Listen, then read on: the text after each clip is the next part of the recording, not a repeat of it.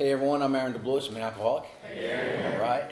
Blake, thank you for asking me. Merry Christmas, Happy Holidays, whatever y'all are buying into. My belly's full. I hope yours is too. It's an honor to be here with you tonight. Really, I stand before you full of a lot of gratitude, and hopefully you can see that in the things I do. So let me get some things out of the way, get a little calm down here. I'm a little nervous, which is good, I think. I said a prayer back there by myself, and then Blake laid some healing on me out there too, so I think I'm going to be okay. I'm a member of the Resolution Group, Alcoholics Anonymous. We meet on Tuesdays and Thursdays in Holly Springs. I am from Apex. Well, no, we meet in Cary. Man, that's old school there, isn't it? We moved. But we meet at 7 o'clock. We have a beginners meeting on Tuesday, and we run through the steps and traditions and the similar format on Thursdays with a speaker meeting and a literature study. It's a good group, Alcoholics Anonymous. Its primary purpose is to help out another alcoholic stay sober. And I think you can see that in action when you come to our group. I mean, most people are looking for ways to be of service and try to help somebody. I'm not here all the time, but I see similar things here, I pretty connected with this group, from whether you sponsorship line, friendship, all across the board. What I do is service in Alcoholics Anonymous, to take meetings in the correctional facilities and prisons, and that a lot of that came from this group as well, and some of your early members. And so I'm extremely grateful for this group and for the people in it, and my sobriety. I guess I'm going to try to, and if you got to fall asleep, that's fine. I don't care. You ain't gonna make me feel more at home, to be honest with you. When I talk, don't want people to fall asleep. They ain't listening, so that's humbling, but it's good. I guess my job, my sobriety date is December 1st, 2002. So I'm very grateful for that. So I think my job here tonight is really just tell you what I was like, what happened to me, and what life is like today as a result of being in Alcoholics Anonymous and kind of living this way and practicing the things that we're taught here. If I say something that's funny, feel free to laugh. You can laugh at me if I don't even think it's funny. But it's pretty powerful that we can share this stuff amongst ourselves. I'm going to share some of it with you, and it just has no power over us anymore. I mean, that stuff used to eat my lunch. All that stuff hidden in the closet, and I was afraid you'd find out. What are you going to think of me? I don't. It's our literature says, but it's one of our greatest assets today. So, and that's my experience. So, I'm just going to get into it. The best I can tell, before the age of 16, I got drunk twice. The first time and I'm going to talk about these specifically because my drinking never really changed, fundamentally, from then to the time I got sober. The first time I was at my father's girlfriend's 4th of July party. And now mind you, I grew up around alcohol. Hunting and fishing with my fathers and my uncles and my cousins. Like at 12, they were giving me a little bottle of brandy to sip and keep you warm. But I wasn't pulling on the bottle. I don't remember any effect at all. But these two times I remember. And once was that I was in the kitchen of this house, and I come from a family of drinkers. And they were drinking screwdrivers. And the orange juice looked really good and cold, and they poured orange juice in and poured the vodka in. And I like orange juice. So I think I'm about age 13. I think I'm going to have some orange juice, and I'm drinking some orange juice, and I'm thinking I'm going to pour a little of that vodka in here. I don't know what it was, but I was watching what they were doing, and I remember pouring a little of that vodka in there, and immediately, like, something took over. Like, I didn't know what it was. I didn't have that phenomenon of craving, as I understand it. My body just wanted more, and what that looked like was a 13-year-old just saying, I think I'm just going to pour a little more vodka in.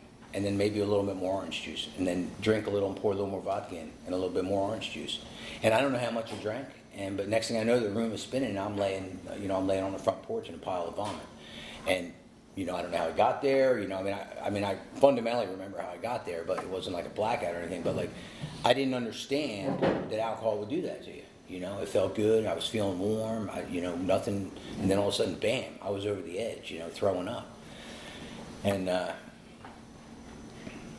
so my father, I thought when he came home, I thought for sure he was going to wear me out, And all he said, it was like my first man moment. He's like, hey, if you can't control your drinking, you shouldn't drink.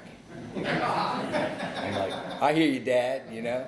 And I wanted to be like my brother and my uncles and my father and my cousins, and, you know, they all drank. And my sisters, I got a bunch of them, and they all drank too. And, so what I heard was I need to learn to control my drinking. Not drinking wasn't an option. I'm like, this is what my family does. I'm going to have to figure out how to control this thing.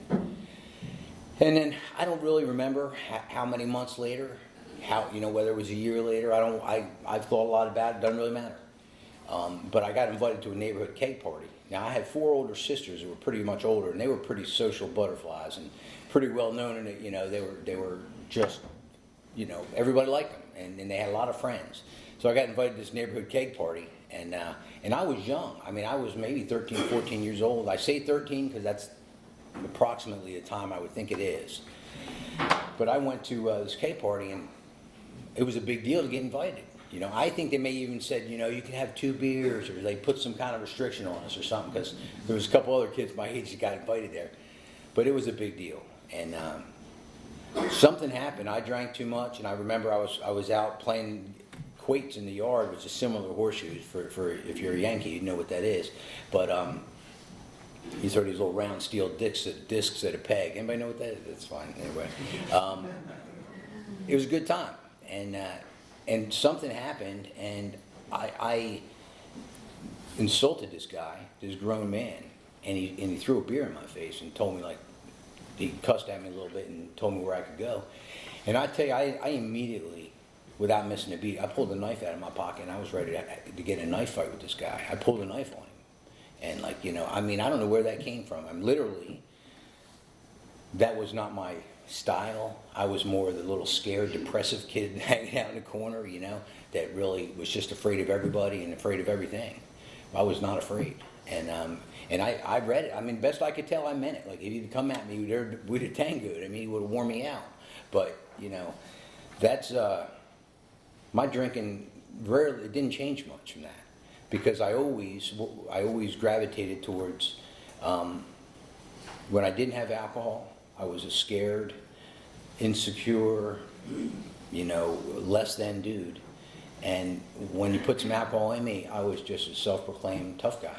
I mean, and I wasn't afraid of anybody. And that's real. Like, that lack of fear wasn't like something I just conjured up or I found. It just happened. Like that Dr. Jekyll and Mr. Hyde. And so at the age of 16 years old, I really just started drinking alcoholically. I remember going to my sister's house, and I'll tell you why I did it. Because I was just so tortured all the time. I mean, I was just like always in my head and always had these negative feelings and thoughts, and I just really was never comfortable. And my family was no worse than the other family. We had lots of drama going on, but nothing crazy, just your average family stuff. But it wore me out. And, you know, at the age of 16, I remember I started drinking. I know now, alcoholically, I drank for oblivion and with purpose. And, you know, when you couple that with my desire to get more, and I much preferred the state of angry than I did scared and depressed, you know. And I stayed in that state of mind. I kept enough alcohol in me, you know, that I could stay in that state of mind for a long time. For about 20 years. It's pretty good. I mean, drinking like I was drinking, I mean, I'm kind of impressed sometimes when I think about that I made it that far. But I think alcohol, it probably saved my life for a while, to be honest with you. I mean, because I was so tormented that I don't think I was strong enough to live with that mind of mine through the rest of my teenage years and my early 20s. I probably would have taken matters into my own hand because I was just tormented. So, you know, alcohol, like, it was an amazing tool for me, or a crutch or a resource, and it took away all that stuff. It allowed me to function and do things, and but obviously it took a toll. If I could have kept that run going, I probably still would have, you know. But obviously, you know what happens. So I just stayed angry. Like I was just in that cycle where if I had liquor in me, I was absolutely confident and strong and didn't care what you thought and was just motivated, and I just did things. And I didn't think about them, and I didn't wear them out. I just did them. And then if the minute when alcohol wore off, like, you know, even the next day or whatever, that night, I was just over in the table, under the table, sucking my thumb, just wanting somebody to take care of me. Just tell me it's going to be okay, you know. It's like, man. So, so I drank that way for probably the next 10 years, I'd say, from 16 years old to mid-20s, and I just got in a lot of fights, and I probably would have gotten in a lot more trouble, but my stepfather was a sergeant of the police force in the town I grew up in, and I used to use his name to get out of all kinds of trouble. I had the local prosecutor, district attorney or prosecutor, one of those two, maybe it's the same thing, I don't know, but I had him. I worked in this restaurant, and he was a patron there, and I washed dishes. And I remember he came in the back in the kitchen. I was all excited. He said, "Sit down at this table." And in the kitchen, I thought he was going to talk about my case, because my stepfather was working on him. And he just shot straight with me, and he's like, "I don't know why you're continuing to embarrass your stepfather that way. I don't know why he's continuing to ask for favors on his good name to help you. But you ought to straighten your act up, And I'm going to help you this one time for him, and I'm never helping you again." He basically told me he had helped me out of a couple scrapes, but he laid down that law, and I didn't feel good about that. I mean, clearly I didn't feel good about that. But that's just what I did. I got in and out of a lot of relationships, and I had kind of adopted this. I was an electrician by trade and spent a lot of years in the electrical field, and so I always had a lot of work, and I was always worked hard. Really, that's one thing I did. I wasn't afraid of hard work, and I'd show up sick. I mean, I'd just go throw up in the client's bushes somewhere and go about my business. But I made money, and I always, I'd like to say I always had enough money to party, and I'd share it with you, but I didn't have money for rent or to pay my truck payment. I mean, I became the master of dodging and hiding that truck from the repo man, and I think it was easier back then. Now they got cameras everywhere, and people, people know. But it was really tiring to live that way, even early on. It was just constant damage control. And I would just show my backside and then have to clean it up. And then I was trying to always protect some image I thought I had of myself, that people thought I was a good guy, And I was always trying to undo that stuff and unravel that stuff. And none of that's true. I wasn't a good guy. I mean, most people really didn't want me around. And then, I'd get into relationships. And I'd couch surf, but ideally with a girl. I'd find a girl who had a place I could sleep, whether in her house or apartment, whatever. And I always tried to find somebody that had a lot of problems, because some of my alcohol wouldn't be such an issue. And I never found anybody who had many problems, because my alcohol always rose to the top of whatever kind of was going on. It was always an issue. And I developed a trend where, once alcohol became an issue, I would leave immediately. I wouldn't hang around. So I had money. I had enough money because I worked, and I had enough way to get more, whether it was side work or whatever. So I would just find a place. But I wasn't going to, early on, I decided I wasn't going to turn on alcohol. It didn't know anything that helped me. My family abandoned me, so I thought, my job was terrible. Nobody knew what it was like to be me. Nobody loved me. It was rough, man. It was full of self-pity, bad. And but I spent, I spent 10 years, about that 10-year mark, alcohol started wearing me out pretty good, and I started trying to find help through psychiatric measures, I started seeing psychiatrists and doctors, and they prescribed for me, and they all asked me the same question every time. Do you drink? No, sir. I actually lied so much to these doctors. I had a psychologist one time sit me in his office and say, you just need to go out and have a couple beers with the guys. That's how much I would lie to them, because, that's I wasn't having beers with the guys, but I was drinking so much alcohol and consuming so much liquor that any sound professional wouldn't say that to me. But so that didn't help. I can tell you that made matters worse. So I just went in and out of a lot of relationships and moved in and out of places, and I'm going to speed it up here a little bit, but I had been in a relationship with this girl, and it was terrible. It was the worst relationship I ever been in. I mean it. but she never commented on my drinking. So I'm thinking, okay, this is paradise. So let's move in together. We got an idea. Let's move. Our leases had run up. We had separate apartments, so we moved in together. And like 3 weeks after living together, literally, she started talking to me about my drinking. I'm like, no, don't do it. And I think naturally she's like, we're taking this next step. I mean, that's the right move. And she assumed that we were going to grow a relationship. I mean, I don't fault her for any of that. And clearly my drinking was an issue. And I don't think she really believed I was going to show up and sign that lease with her, if I'm honest. But I did, and she commented on my alcohol, and I left. And previous to that, I had been engaged to a woman for 5 years, and and we owned a home together, and a car, and our names were on the loan and on the mortgage, and I came in one day. I've been wanting to get out of there, but she dealt with my drinking pretty good. She used to call me like Uncle Al, like alcoholic, I never really got all that, but it's kind of sick, I guess. But I thought it was endearing, and but she came in the house. She found a little marijuana in my truck one day and came in. She said, "I'm not going to marry an alcoholic. I'm a drug addict." And I'm like, "You're right. You shouldn't, and that's terrible." And I left, and like when I say I left, I literally got in my truck and drove away. Like there, I may have packed a bag, I may not have. I left my motorcycle in the garage. I left all my tools in the garage. I had to come back, and it was this big deal.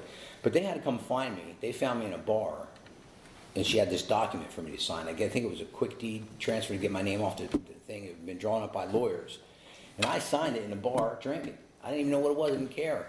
I just did. I wanted her to go away.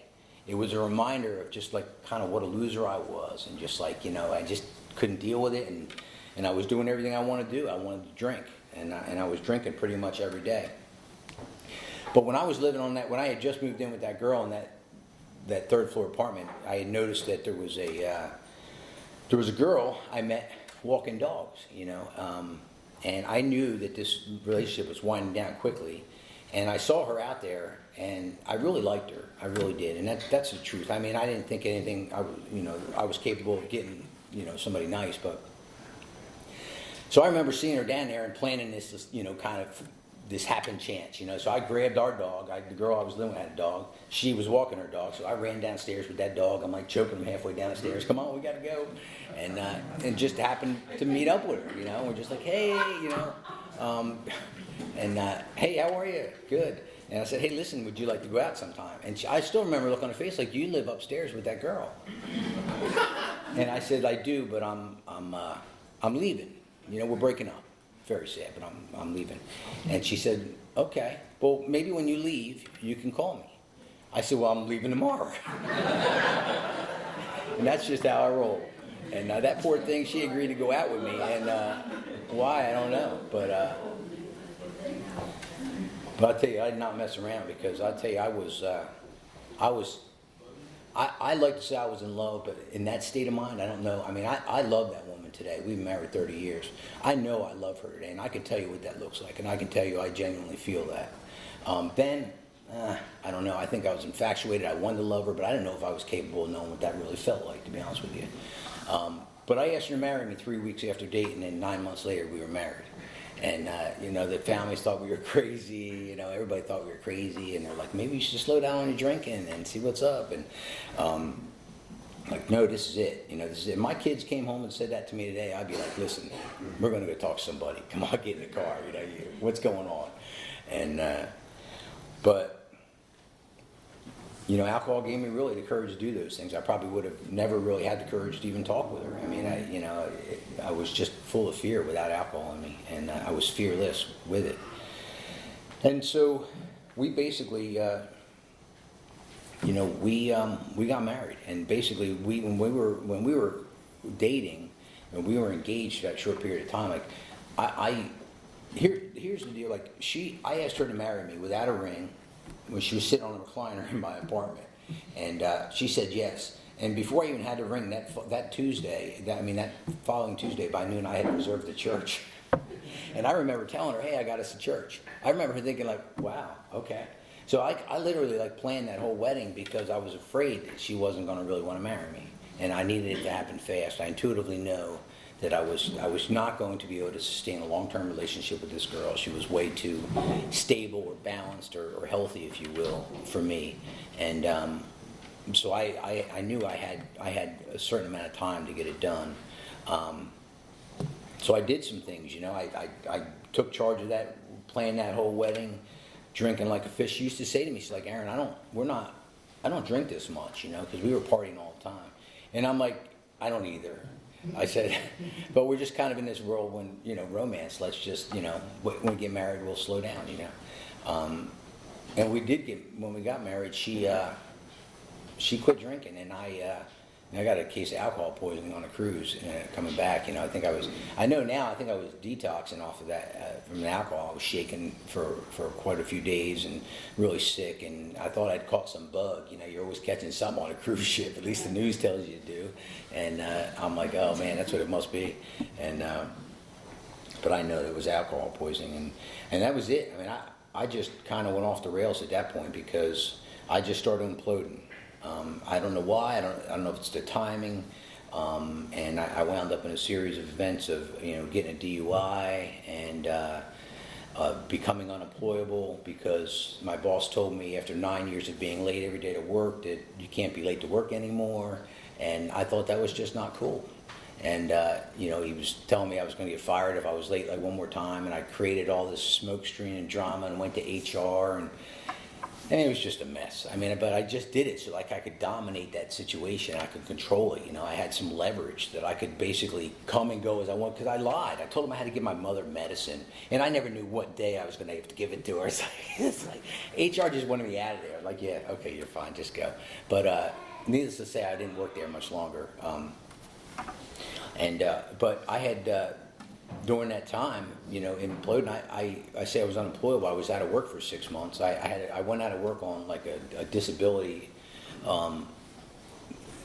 depression, anxiety thing. And I used to think for years I thought I was scamming the insurance companies or my company and just getting some at them. But I know that I was not. I was not well. I was not employable. I couldn't really live life on life's terms. The mere mentioning that, hey, just don't be late anymore was enough to throw me over the edge. And I really didn't like it. So then I was drinking every day. I was at home. And then that company closed down. They gave me a little severance package and we moved to North Carolina. And I remember telling my wife I was not going to drink in North Carolina. And it wasn't long after that I found myself hiding bottles of Jack Daniels in the foundations of the homes in the neighborhood. And every night I'd walk that dog. Jake was his name. I almost shot him once, and not on purpose. I wasn't shooting at him. And does that matter? No, I'm just kidding.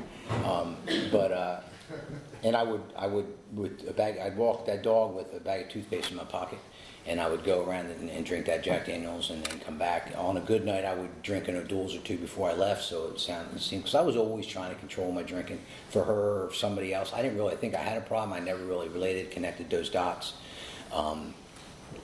But there I was, back doing the same stuff. I remember her saying to me one time, she's like, this is long before like we read the literature and it talks about having an allergy to alcohol. She would say, I think that you might be allergic to alcohol because you'll drink like 2 O'Doul's and smell like Jack Daniels all night. I might go home, if I remember, I'm going to go home and ask her tonight if that was real. I don't know. Did you know? Or were you just being smart being smart about it? I don't know. And, but, so it was rough. And I just kept trying to fix me by different means, unwilling to look at my alcohol. And then I was hiding in that shed. We had a shed built, and I was paying a lot of fines in New Jersey while I was living here for that DUI, insurance fines and state fines. It was just a money pit. So I was a constant reminder of just how bad I had gotten and what I was doing. And it was a dark place because like I had literally everything as a kid. My parents got divorced when I was younger, and I had everything I ever really wanted. Like I had a beautiful wife, and we had a nice home, and I had a good truck. I worked for a great company, and I had an electrical contracting business on the side. Like but I was just tearing it all down. I couldn't, alcohol was just beating it to death. I was beating it to death, and I couldn't not do it. Every time I tried, it just did more damage. Every time I tried harder not to drink, come up with a more clever way not to drink, I'd just drink more. And, you know, the cuts would be deeper and longer, and, you know, and it was like death by 1,000 cuts. I mean, I just wore that relationship out, you know. You know, we were blessed. I've got a son and a daughter, but she was pregnant before I got sober. Big old belly, you know. There were some big babies, and there were 2 of them in there. Anyway, and I was drunk in the bedroom. You know, I really took being a dad and defending my family seriously, and I went from up north where you really can't just openly carry a gun to North Carolina where it's encouraged to. Like, yes. So I figured I got to learn how to use this gun, and I would sit in my bedroom drinking, and I'd pull it in that 357, loaded, I'd pull it out and cock that hammer just as fast as I could in the mirror just to see how fast I could get it out. Why I wouldn't unload that gun, I don't know. But I was putting it back in my little holster thing I had, and it went off, and I shot a hole in the floor, and that's when I almost shot my dog, and powder burns down my leg, and like I remember, you know, I don't know, like you can't hear anything. You shoot a gun in a house, so you don't. It's loud, so I couldn't hear anything. So I just threw something out there into the universe and said, "I'm okay." And Kate, I figured she was out there. But when I came around the corner, this is just where we at. She was in tears, you know. She was crying, pregnant and crying, very pregnant. And she's like, I'm like, "What's wrong?" She said, "I thought you did it. I thought you finally did it." Because that's just how depressed I was all the time, or just full of like remorse and guilt all the time, and like just a not happy guy, just filled with a big old black hole. I mean, it was no way to live. And I mean, so I could see that, you know. But when those kids were born, I got on that bike and pedaled that bike around the neighborhood just as fast as I could. I was convinced that was going to help me, you know, be a better dad. I don't know, but they never willing to look at my alcohol, you know. I painted the kids' room real good. I thought that was going to help me be a better father, but I couldn't look at alcohol until you know, one day right before those kids turned 2. I'd been hiding in the shed, and most of the time for like 3 or 4 years now, I'd go out there and drink, come home and drink. And, you know, we have a time work in that shed. She'd swear I was in that shed for 2 hours, and I'd swear it was 20 minutes. Legitimate. We have a disagreement about that today. I still can't wrap my head around that. And I'm not calling her a liar. I believe her. So, but my concept was I was in there for 10, 15, 20 minutes. I just ran in there after work, had a few drinks, and left, and went back in the house. But that's not what happened. But one night you know, I came in the house, and she was giving me a hard time about my drinking, and I punched a wall above her head, and I told her that if she said another word, I was going to kill her, and that I was going to kill myself, and which is really real. I mean, I know, and it's pretty messed up, and I don't shy away from sharing that because it's just how dark the place was. I mean, that's where I was at, and there was utter silence, what seemed like it were an eternity, but it was only a few seconds, and she didn't say a word, and I didn't say a word, and I went to the bedroom and I cried, and I was like shaking. I was like literally petrified at myself, like just who have I become?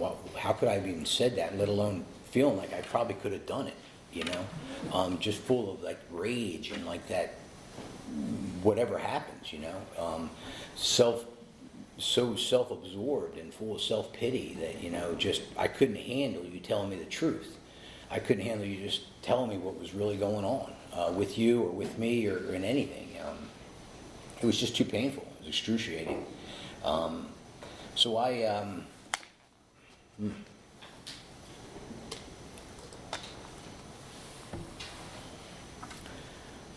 So it was right before Thanksgiving. It was this all happened pretty close within a month or 2. It was right before Thanksgiving, and I decided I knew I needed to do something, but I wasn't sure what.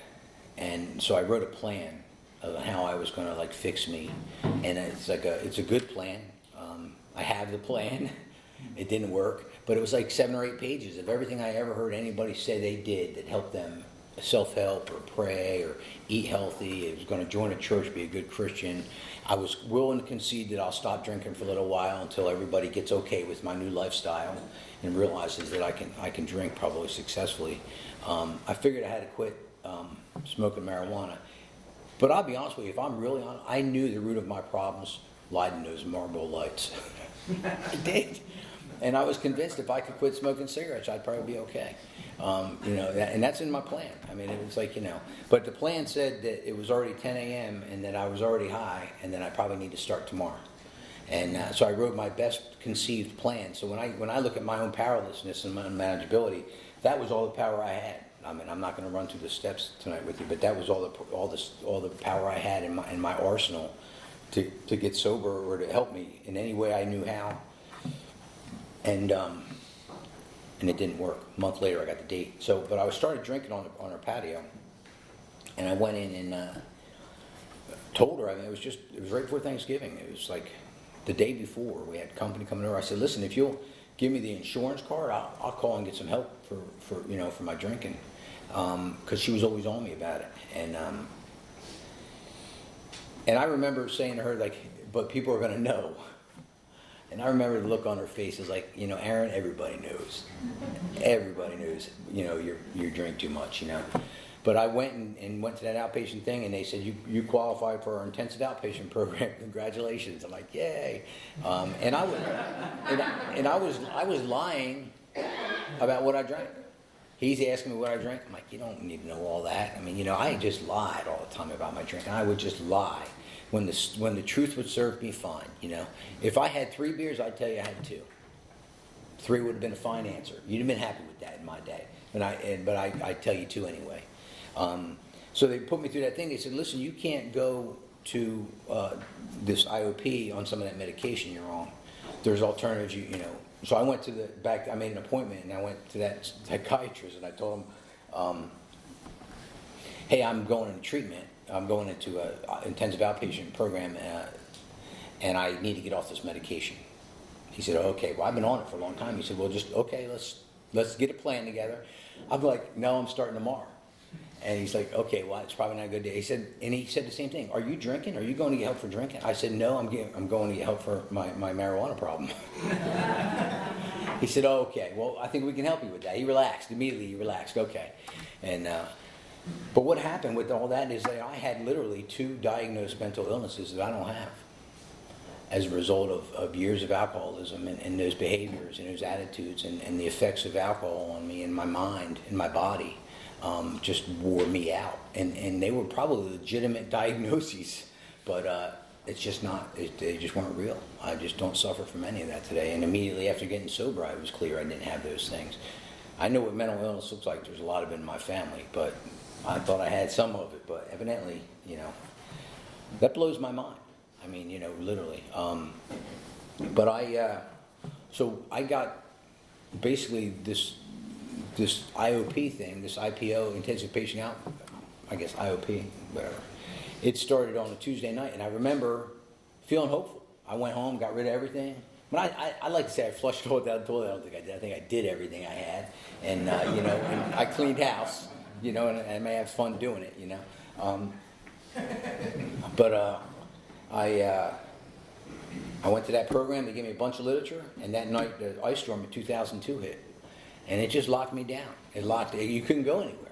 Literally, I had gotten rid of everything, and there was nothing to do but wait. We were out power for like 7 days, and some people much longer.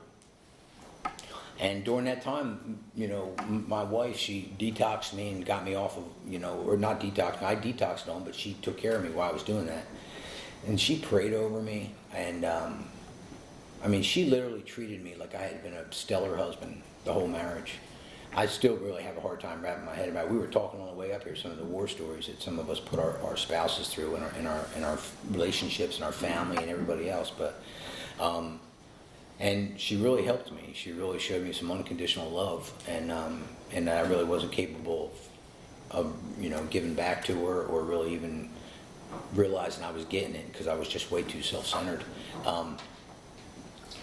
But I had an epiphany. Like, is that epiphany or whatever? I had a moment of clarity and during that process. And I just remember almost sitting up. I'm like, it's alcohol.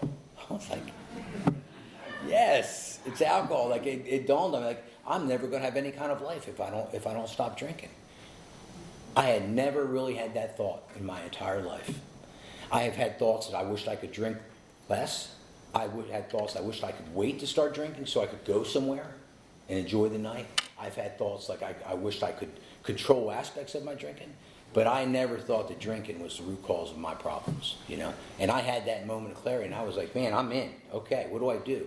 I'm thumbing through all these books, and I'm calling all these groups, like, you know, the inner group and the, you know, NA and CA and AA, because I'm like, you know, I'm all over because I just want to find somebody to help me because I was in a bad way.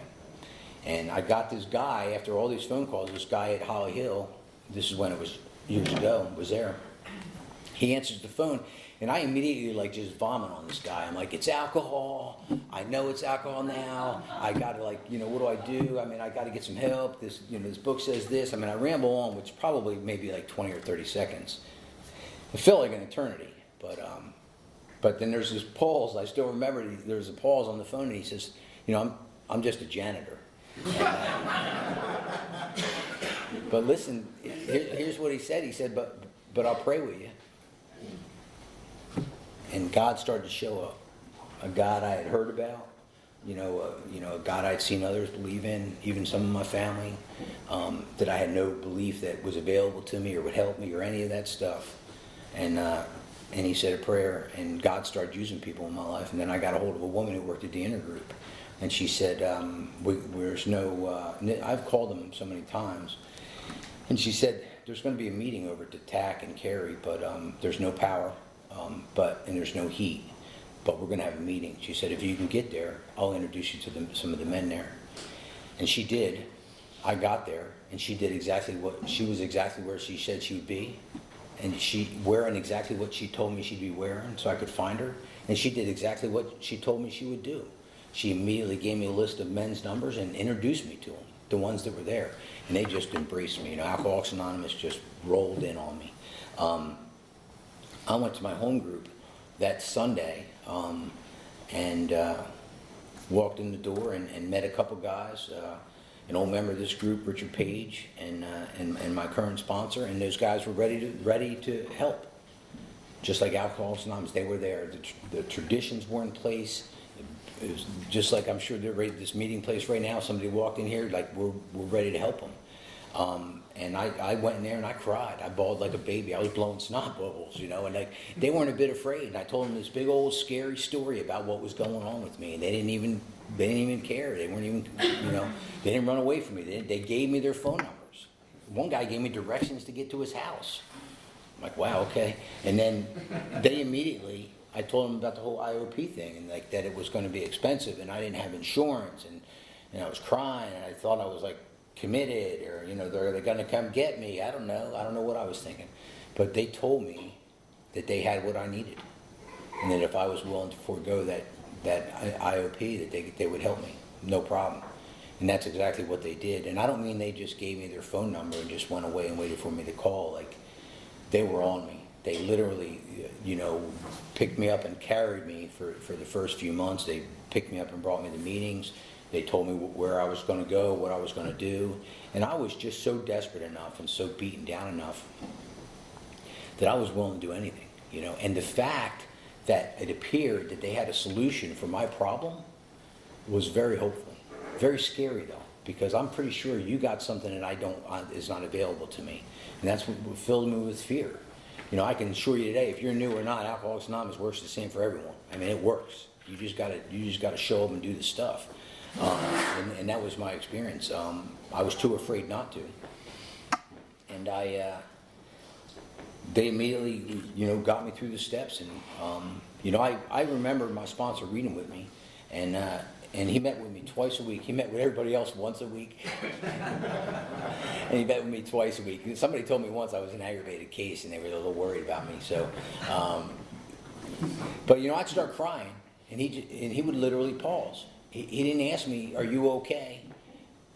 Because I wasn't okay. he immediately would pause long enough for me to settle down and get me back in that book, because that's where my solution lied, in Alcoholics Anonymous. It wasn't sitting in a room. It really wasn't listening to his advice. It really wasn't the fellowship. I had no relationship with God at that point. I had nothing that the program offers other than a connection with another human being that had the solution. And that's really what I try to be today. A few weeks after starting that steps, I was in that shed, and I called him, and I didn't want to live anymore. It really was not dramatic. I was just like, this is going to be too much. Damage done everywhere. My job, my family, my extended family, my wife, it's going to be too painful a ride to try to repair it all. And then he opened my eyes to what God can do for me and what he's available to do. And he basically did a standard second step out of the book as we understand it. He asked me two questions. Was I willing to believe there's a power greater than myself, And I said, yeah. I mean, I had been trying to go to church and trying to get sober and doing a lot of things, trying to help myself. I mean, I had no problem with believing something was out there.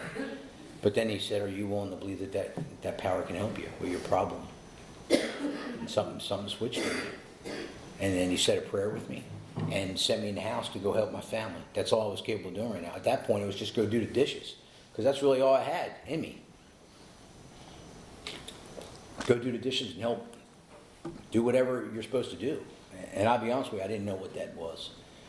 I had to ask, what am I supposed to be doing? What should I do? What does a husband do? I mean, I didn't literally say that, but I didn't know what a husband does. Does he hide in the shed and get drunk? Is he riding around looking for his man? Is he, trying to cheat a customer out of some extra money so he can get some liquor money to hide it? What does a good father or husband do? I didn't know. I had to learn all that in Alcoholics Anonymous. And but what that looked like for me, that process of learning that stuff was I immediately took suggestions, and I started showing up my home group early and helping clean up and set up and doing those things that we're taught to do, and they really started serving me well, that connection to service, And then it was a few months after I was sober, they had me picking up guys getting out of prison and bringing them to our home group for their first meeting. I'd be all nervous and printing up my MapQuest directions, because we didn't have GPS or phones really, and a calling card and a pager is all I had. And I remember being full of fear, going there and not knowing what it was all going to look like. And then when I would drop him off and driving home, I felt like a different human being. I literally felt like I really can't explain. I still can't explain that feeling of giving my time and my energy and my attention to maybe a stranger sometimes, and trying to be helpful to them, and maybe just being part of that cycle that drags us up out of that mud and that muck and that death trap we're in of alcoholism, and trying to figure our way out so that we can maybe see some sunlight sometime, or raise a family, or be a father. I mean, it's kind of a powerful thing we do here. I mean, I think a lot of times we just go through the motions and take it, but if you think about it, if somebody didn't help me and take a vested interest in me as a human individually, I wouldn't be here today. There's just no doubt about it. I would have just found a way to jump out and get out of a deal or not do that deal. Wow. So I was very fortunate that I was, beaten up enough, and that I was around enough people, men and women, who were really doing Alcoholics Anonymous way. I think I understand it to be done, is trying to help new people, keeping your side of the street clean, trying to grow in a relationship with your higher power, and trying to serve others, and staying in those last three steps, 10, 11, and 12, and they were doing it, and I just followed them around and tried to do it the best I could, and I'm grateful for that guidance and leadership. And then I learned what it looked like to live. They invited me into their homes, and meet their families, and to just stuff I wasn't accustomed to. They would get me in the car and load me up and take me places, and I learned that they weren't just talking this deal, they were really living that way of life, and they were living a principled way of life in all areas of their life. I mean, you could just tell. I mean, I didn't interview their wives or their kids, but you could clearly see there was some joy in their life. There was some consistency, and some people were happy. So I I could probably sit here and talk, for another 20 years, 20 minutes about. I'm not going to. Don't worry. And about what my life has become in Alcoholics Anonymous. The relationships. My wife. I will say this, that I always go back to raising my family, being part of my family, and the lessons I've learned, and having to make an amends to a formal amends to a 7 and 8 year old at different times it's humbling. They just want a snack, and you're like, hey, this is what I've done to harm you. What can I do to make it right? And it was crazy. But they didn't see me drink, really. They don't remember me drinking, but they had to watch me grow up. I had no idea on how to be a good person, a good man, and so they had to endure that. And I cleaned up that stuff all along the way as best I could, to the point that when they left and we moved them out of the house and they went to college, that two things happened. One is that I made a big speech when they graduated high school and before they were going to go to college, and I apologized for all the time I've missed in being part of Alcoholics Anonymous, and basically for my alcohol. It was just full of drama and self-serving, but I made it anyway. And they told me you were everywhere, like you were at everything. And I just wasn't. I just stood this day. I'm perplexed by that. It's like God kind of just bent time around service. Like there was always time to help somebody. There was always time to be part of my kids' lives. There was always time to do my job. It was just not about me, And I don't know how that happens. I think that when you just get in the middle of Alcoholics Anonymous and you start doing the deal, and I guess I started worrying less about myself and more about other people, and it just happened. So, and then when I moved them into college, they went within 2 weekends of one another. One went to State and one went to Chapel Hill, so you can imagine that was fun. And but I was full of fear. I came home and cried once again. I like a good cry now. I ain't lying. And I came home and I was full of fear that maybe I hadn't lived in a way that was attractive enough for them to want to come back and be part of my life when they didn't have to be. Would they voluntarily be a part of my life? Would they want me in their life when they weren't captive as a child, as to a parent? And by God's grace, that they are. They're a large part of my life today. We have a great relationship. I can clearly see that they love me and I love them back, and we treat each other with respect, even though we look at the world differently. None of that's an issue. And I learned all that in Alcoholics Anonymous. I was 8 years sober and been sitting in a room in Alcoholics Anonymous for a while, and thought I had some answers. I was a pretty active guy, but the one thing that was missing really was my marriage wasn't as good as I wanted it to be, and we had struggled for a little while, and so I was convinced that maybe it was time to move on. I was willing to throw that marriage away. And I talked with some people that I really trust in the program, and they said, well, maybe you should just, when you go back, we were in the International in San Antonio, walking down the Riverwalk, and my sponsor said, well, maybe it's time that you go back home and you and your wife have a conversation about what might be next for you. Do you just want to spend the rest of how much more time do you want to spend beating each other up and wearing each other out and not getting along? And then, getting that kind of green light, per se, really scared me. And I'm like, okay. So what I thought was, immediately, am I practicing everything that I've learned in Alcoholics Anonymous? And I was pretty sure I had. That's a joke. But I was pretty convinced I was. But then I said, I told myself I'm going to go home and I'm going to really practice everything I've learned here. I'm not just going to read it out of the book, I'm going to practice it. So on the plane, I came up with a plan. A practical plan of this application was going to be that I was going to check everything I was going to say, and if it was selfish or self-centered or condescending or controlling or manipulating or hurtful, or I wasn't going to say it. I was going to check it in my mouth. I got home to San Antonio and I didn't have anything to say for a week. That's God's honest truth. I was having an out-of-body experience. I was like, you can't say that. No. And what happened was I literally watched the whole dynamic in my family change in about a week. And I didn't say a word. Like I was committed to this. it's like the light came on in that place. My kids were happier. My wife was nice to me again, just friendly, like cool. I was amazed. And the only thing that changed was me. And all I did was just practice the principles I've learned here in Alcoholics Anonymous and bring them into my home. And as a result, I felt so foolish, and I wrote an inventory about it. I did all the right stuff. And by God's grace, from that day to this day, I have really worried more about those relationships than I have about being right, about whether the dishwasher was loaded properly, about how you parked your car, or about how you spent our money, or the things you did, and I valued those relationships. And as a result, all those things worked out, literally. Everything it worked out the way it was supposed to, but I wasn't caught up in the middle of some triangle I didn't want to be in, trying to phase straighten out relationships and make amends and do all those things.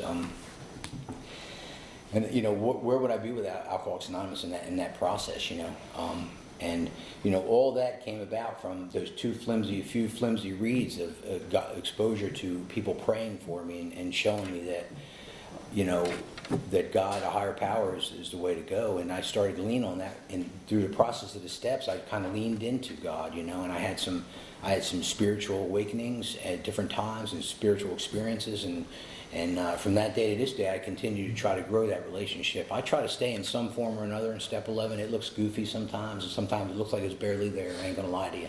But I try. I continually wake myself up and check myself and say, hey, what am I doing? I need to do something a little different.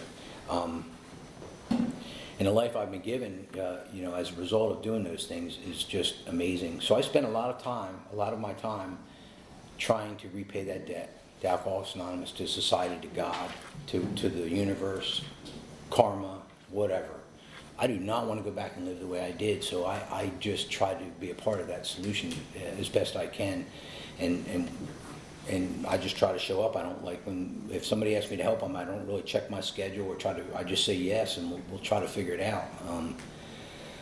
Because I don't know, I can't really I can't really draw you a line. I mean, I explained how I got from where I was to where I am, but I can't really tell you how that happens, I mean, it's just kind of the magic that happens in Alcoholics Anonymous. It's a God thing, I guess. It's that power. But a couple things I'm going to close with this is, one is that when I got to Alcoholics Anonymous, I felt extremely, I was very isolated and alone. And, in Alcoholics Anonymous, we're not alone anymore. Look around you. You got a lot of fast friends in here. If you just walked in or you've been here for 40 years, you've got a lot of friends here, and we're here to help. And the second part is that, my feelings aren't facts. I've learned that I pay less attention to my feelings than I do to what I'm doing and what's going on around me, because that's the real indicator on how I'm doing. And I think the biggest thing for me is that I've just never stuck. Alcoholics Anonymous has afforded me the opportunity to grow at certain times slowly, certain times to sprint, but to always move forward in some capacity, or figure out what's going on with me, or figure out how to do better, outgrow behavior. We're just never stuck. And what a gift that is I don't have to live with that. That's just who I am. That's just how I do. That's just what I say. I don't have to live with that anymore. I can continue to move out of that box and try to go closer to God, and as a result, live free. So I hope I want to thank you all for your patience, for listening to me tonight, and it's a gift to be here with you, and Merry Christmas and God bless you.